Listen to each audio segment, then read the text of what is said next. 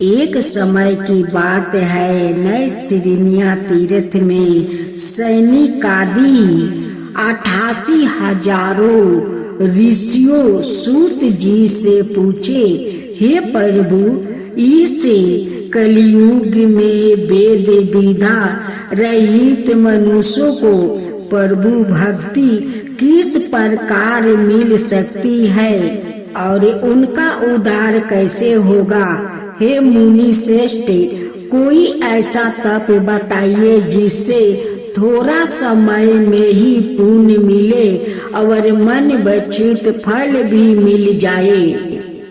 इस प्रकार की गाथा सुनने की हम इच्छा रखते हैं। सवेरे शास्त्रों के गाथा सूत जी बोले, हे विष्णु, मैं पूज्या आप सभी ने प्राणियों के हित की बात पूछी है, इसलिए मैं एक ऐसा श्रेष्ठ व्रत को आप लोगों को बताऊंगा जिससे नारद जी ने लक्ष्मी नारायण जी से पूछा था।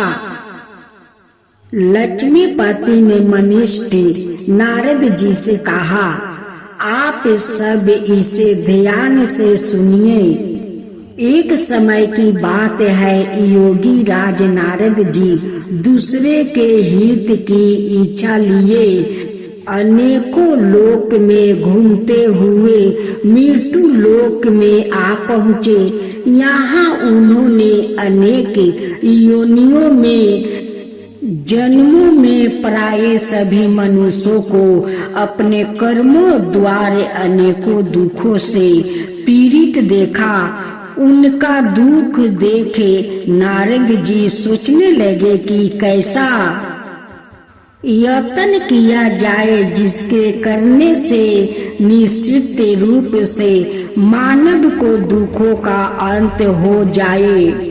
इसी विचार पर मनन करते हुए वो विष्णु लोक में गया। वहाँ वो देवों के ईश्वर नारायण की स्तुति करने लगे, जिसके हाथों में शंख चक्र गदा और प्रद्युम्न थे, गले में वरमाला पहने हुए थे। स्तुति करते हुए नारद जी बोले, हे भगवान, आप अत्यंत शक्ति से संपन्न है। मन और वाणी भी आपको नहीं पा सकती है। आपका आदि मध्यम और अंत नहीं है। निर्गुण स्वरूप सृष्टि के कारण भक्तों के दुख को दूर करने वाले हैं। आपको मेरा नमस्कार है। नारद जी की स्तुति सुन विष्णु भगवान बोले, हे मुनि श्रेष्ठ, आपके मन में क्या बात है? आप किसी काम के लिए पधारे हैं, उसे निसंकोच होकर कहे। इस पर नारद मुनि बोले कि मृत्युक लोक में अनेक योनियों में जन्मे मनुष्य अपने कर्मों के द्वारा अनेकों दुख से दुखी हो रहे हैं। हे नाथ, आप मुझ पर दया रखते हैं तो बताइए कि वो मनुष्य थोड़े प्रयास से ही अपने दुखों से कैसे छुटकारा पा सकते हैं। श्री हरि बोले, हे नारद, मनुष्यों की भलाई के लिए तुमने बहुत अच्छी बात पूछी है, जिसके करने से मनुष्य मोह से छूट जाता है। वो बात मैं कहता हूँ, उसे सुनो। स्वर्ग लोक वो मृत्युक लोक दोनों में एक दुर्लभ है, उत्तम व्रत है जो पुण्य देने वाला है। आज प्रेम बस होकर मैं उसे तुमसे कहता हूँ। श्री सत्यनारायण भगवान का यह व्रत अच्छी तरह है बुद्धि पूर्वक करके मनुष्य तुरंत ही यहाँ सुख भोग कर मरने पर मोक्ष का प्राप्ति होती है। श्री हरि के वचन सुन नारद जी बोले कि उस व्रत का फल क्या है और उसका विधान क्या है। यह व्रत किसने किया था, इस व्रत को किसी दिन करना चाहिए, सभी कुछ विस्तार से बताइए। नारद की बात सुनकर श्री हरि बोले, दुख शोक को दूर करने वाला, यह सभी स्थानों पर विजय दिलाने वाला है।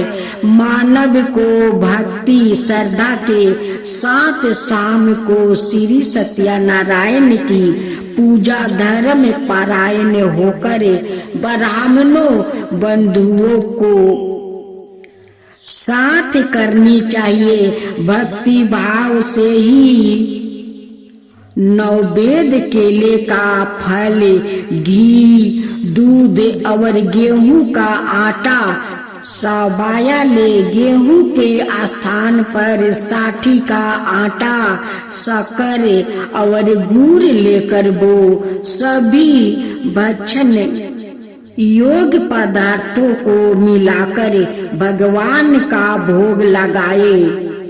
ब्राह्मणों सहित बंधु बांधवों को भी भोजन कराए। उसके बाद सवाए भोजन करे। भोजन कीर्तन के साथ भगवान की भक्ति में लीन हो जाए।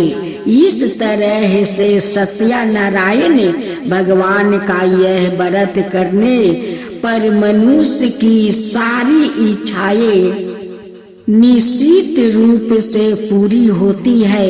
इस काली काले अर्थात काली युग में मृत्यु लोक में मोक्ष का ही एक सरल उपाय बताया गया है।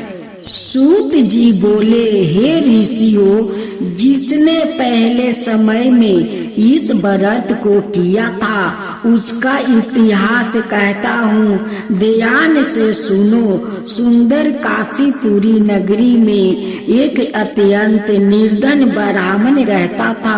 भूख प्यास से परेशान वो धरती पर घूमता रहता था। ब्राह्मणों से प्रेम करने वाले भगवान ने एक दिन ब्राह्मण का भेष धारण कर उसके पास जाकर पूछा, हे बीरबल, नित दुखी होकर तुम पृथ्वी पर क्यों घूमते हो? दीन ब्राह्मण बोला, मैं निर्धन ब्राह्मण हूँ, भिक्षा के लिए धरती पर घूमता हूँ। हे भगवान, यदि आप इसका कोई उपाय जानते हो तो बताइए। वृद्ध ब्राह्मण कहता है कि सत्यनारायण भगवान मनोवचित फल देने वाले हैं, इसलिए तुम उनका पूजन करो। इसे करने से मनुष्य सभी दुखों से मुक्ति हो जाता है। वृद्ध ब्राह्मण बन कर आए सत्यनारायण भगवान उस निर्धन ब्राह्मण को व्रत का सारा विधान बताकर अंतर ध्यान हो गए। ब्राह्मण मन ही मन सोचने लगा कि जिस व्रत को वृद्ध ब्राह्मण करने को कहा गया है, मैं उसे जरूर करूँगा। यह निश्चय करने के बाद उसने रात में नींद नहीं आई। वो सवेरे उठकर सत्यनारायण भगवान के व्रत का निश्चय कर भिक्षा के लिए चला गया। उस दिन निर्धन ब्राह्मण को भिक्षा में बहुत धन मिला, जिससे उसने बंधुओं बांधवों के साथ मिलकर श्री सत्यनारायण भगवान का व्रत संपन्न किया।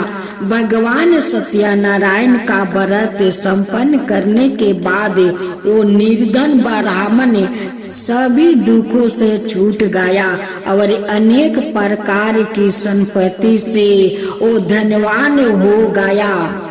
उसी समय से यह ब्राह्मण हर माह इस व्रत को करने लगा। इस तरह से सत्यनारायण भगवान के व्रत को जो मनुष्य करेगा वो सभी प्रकार के पापों से छूटकर मोक्ष को प्राप्ति होगा। जो मनुष्य इस व्रत को करेगा वो भी सभी दुखों से मुक्ति हो जाएगा।